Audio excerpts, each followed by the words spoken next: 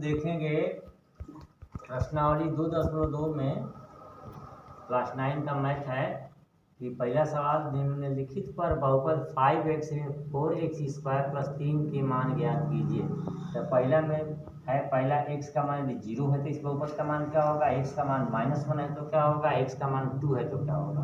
तो कल बताया गया था कि बहुपद क्या है। बहुपद क्या है, जिसकी घात क्या हो, पूर्णांक हो यानी धन पूर्णांक हो और उसकी घात जो है ऋणात्मक न हो और भिन्नात्मक न हो, मतलब उसकी घात माइनस में न हो और भिन्न में न हो, बल्कि पूरे धन पूर्णांक में है, तो उसको हम कहते हैं कि वह बहुपद है। लेकिन यहाँ हमको हल करना है, तो मान लिया कि px बराबर 5x minus 4x square plus 3, तो हमको यदि x बराबर 0 है तो इस बहुपद का मान ज्ञात करना है।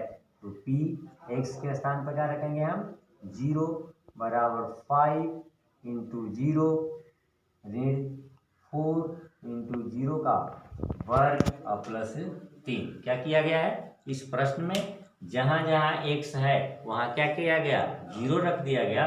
5 और x के बीच में कोई चिन्ह नहीं है, इसका मतलब कि गुणा है, मल्टीप्लाई है, तो यहाँ पर गुणा का चिन्ह रख के 0 रख दिया गया। फिर 4 गुणे 0 का वर्ग, तो 0 का वर्ग 0 हो जाएगा। तो p 0 बराबर 0 ऋण 0 का वर्ग 0, 4 से गुणा कर देंगे 0 और प्लस 3 बराबर 0। इसका मतलब है यदि हम मान 0 रखते हैं x का मान, तो इस बहुपद का मान कितना आ रहा है, 3 आ रहा है, यानी p 0 बराबर 3। अब क्या निकालना है हमको, p-1, इसका मान निकालना है p-1 का, तो इसको मिटा दे रहे हैं। अब देखिए p-1 का मान, p-1, तो 5 और 5 और x के बीच में कोई चिन्ह नहीं है, तो गुणा है, मल्टीप्लाई है, तो इंटू -1 प्लस नहीं माइनस है, -4 इंटू एक्स के स्थान पर -1 का वर्ग और प्लस 3। अब गुणा कर दीजिए आप, तो -5 और -4 और गुणे -1 का वर्ग, तो -1 का वर्ग का अर्थ है कि -1 गुणे -1 तो +1 हो जाएगा, तो -4 गुणे 1 और प्लस 3। अब आपका हो जाएगा -5 -4 और प्लस 3 हो गया, -5 -4 प्लस 3, तो -5 और -4 मिलकर कितना आ जाएगा, -9 प्लस 3। इसको हल करेंगे तो आ जाएगा -6, क्योंकि अपोजिट चिन्ह का है, विपरीत चिन्ह का, ये माइनस है और ये प्लस है, तो घट जाएगा, सब्ट्रैक्ट हो जाएगा, तो ये -6 हो गया। तो p-1 का मान आपको मालूम हो गया। अब आप निकालेंगे x बराबर 2 रखेंगे,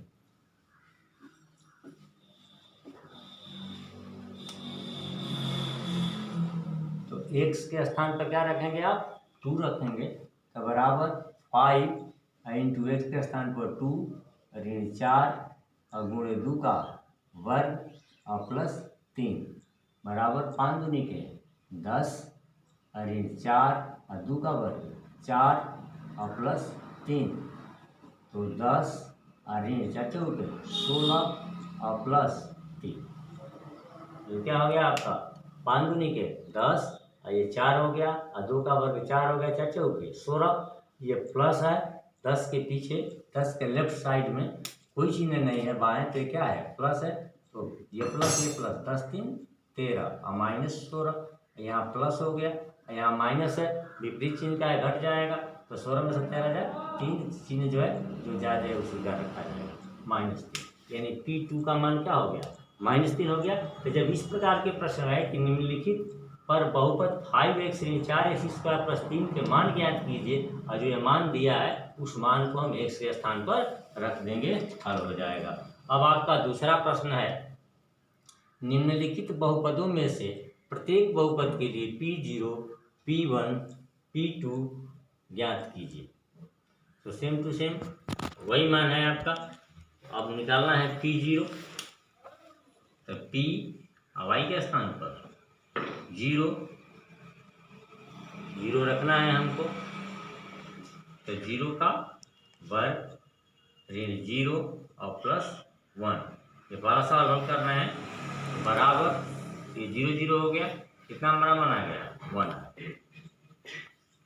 और फिर इसी प्रश्न में अलग नहीं, इसी प्रश्न में हमको क्या रखना है 1 रखना है, पी वाई तो p और 1, फिर पुनः 1 का वर्ग ऋण 1 और प्लस 1, तो p1 बराबर आपका हो जाएगा ये +1 से इस +1 से -1 कैंसिल हो गया और 1 का वर्ग कितना हो गया 1 हो गया।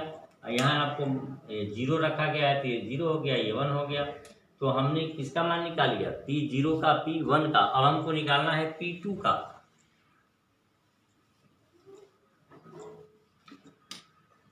P2 का निकालना है तो यहाँ 2 रखेंगे, 2 का वर्ग ऋण 2 और प्लस 1, तो 2 का वर्ग 4 ऋण 2 और प्लस 1। 4 के लेफ्ट साइड में कुछ नहीं तो क्या है प्लस है, 4 1 5, 5 ऋण 2 बराबर 3। आप इसको देख लीजिएगा कि गुणा भाग कहीं गलत होगा सही कर लीजिएगा। तो ये हो गया आपका केवल ये पहला सवाल। अब इसमें दूसरा सवाल है आपका, ये प्रश्न यह है कि निम्नलिखित बहुपदों में से प्रत्येक बहुपद के लिए P0 P1 P2 के मान ज्ञात कीजिए। अब दूसरा इसमें है, यहाँ हम निकाल लेंगे P और T के स्थान पर 0 2 और प्लस T के स्थान पर 0 + 2 × 0 का वर्ग ऋण 0 की घात 3, तो ये भी 0 हो जाएगा, ये भी 0 हो गया। हमारा क्या बच गया आपका 2 बच गया। P1 का मान निकालेंगे तो 2 और प्लस T के स्थान पर 1 और प्लस 2 T के स्थान पर 1 का वर्ग ऋण T की घात 3, तो 1 की घात 3 बराबर 2 1 3 और प्लस 2 और गुणे 1 का वर्ग 1 ऋण 1, 1 की घात 3, 1 की घात 3 का मतलब 1 का 3 बार गुणा, 1 का 3 बार गुणा करेंगे तो 1 गुणे 1 गुणे 1 तो कितना आएगा, तो 3 और प्लस 2 ऋण 1, 3 2 5, 5 में से 1 जा कितना हो गया 4। इसी प्रकार आपको क्या रखना है 2 रखना है। अगर 2 रखते हैं तो कितना होगा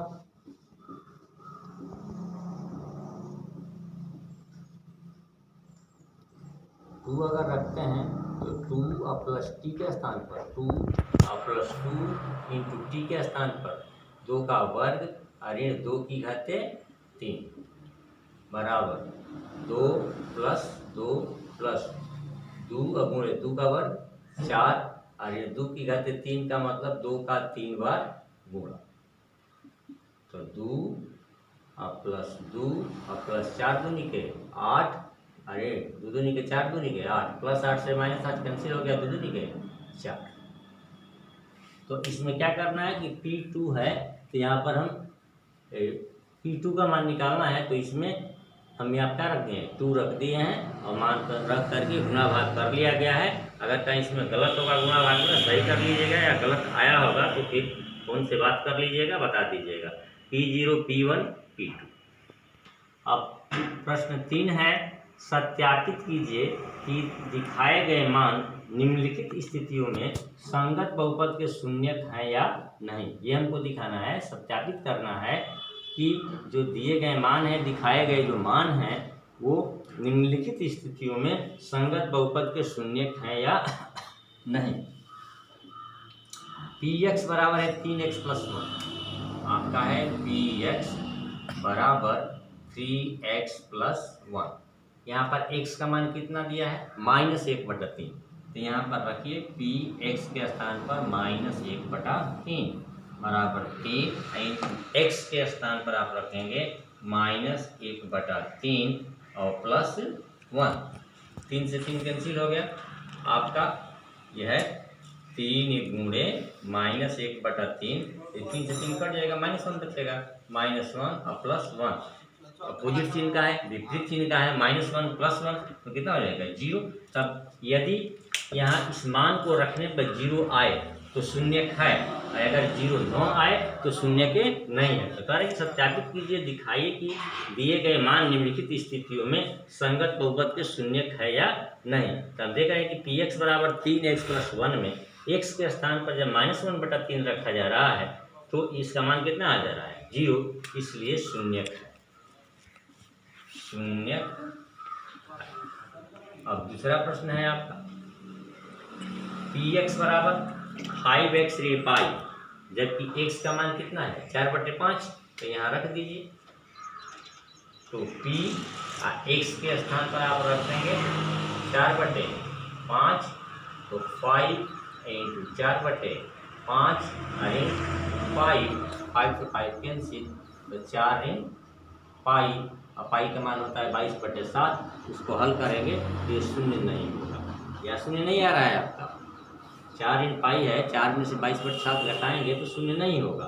तो अब देख रहे हैं कि जब इसमें रखने पर यह शून्य न आए तो यह जो है इसका शून्यक नहीं है,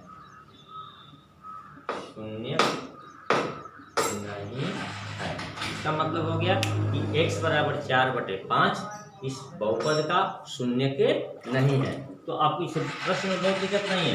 कह रहा है कि सत्यापित कीजिए कि दिखाए गए मान निम्नलिखित स्थितियों में संगत बहुपद के शून्यक है या नहीं है। तो अगर 0 इसके मान रखने पर अगर शून्य आ जा रहा है तो शून्यक है, अगर शून्य नहीं आ रहा है तो शून्यक नहीं है। इसके बाद इसमें और बहुत ज़्यादा प्रश्न है, इसको हल कीजिए। तब तक हम अगला प्रश्न जो है चल रहे हैं चौथा।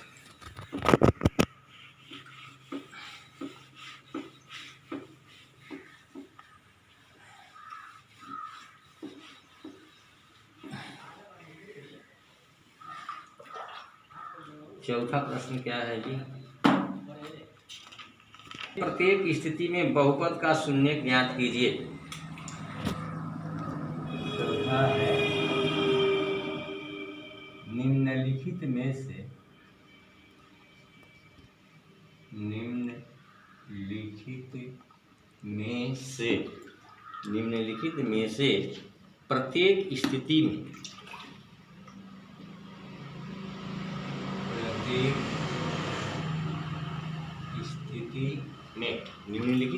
प्रत्येक स्थिति में बहुपद का शून्य ज्ञात कीजिए।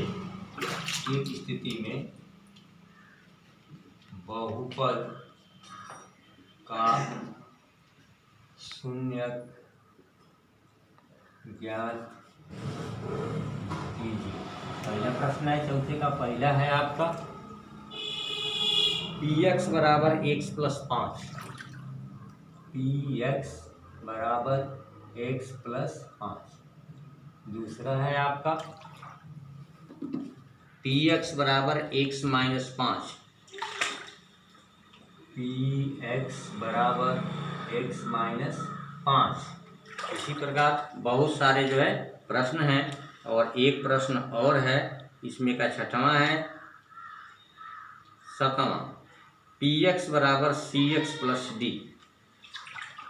इसमें का सातवां है px बराबर cx+d, px बराबर cx+d।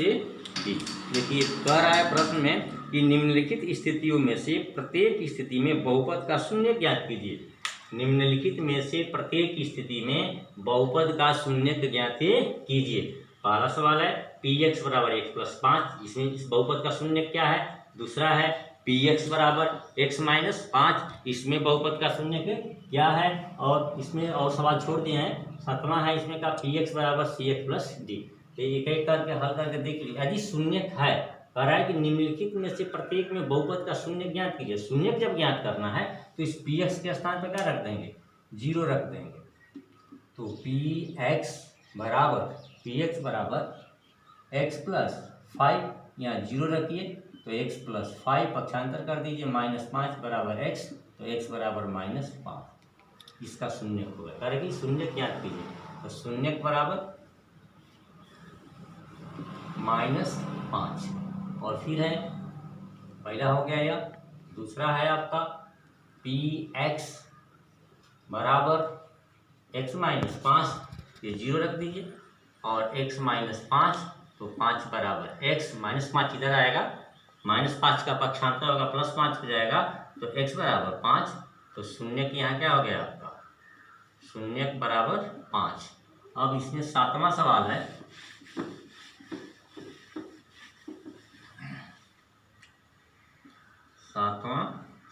आपका px बराबर cx प्लस d।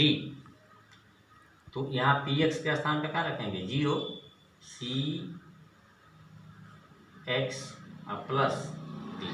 ऐसे भी लिख सकते हैं cx, जैसे यहाँ पर है px बराबर cx प्लस d, तो px के स्थान पे क्या रखेंगे, 0, 0 बराबर cx plus d, cx plus d बराबर 0।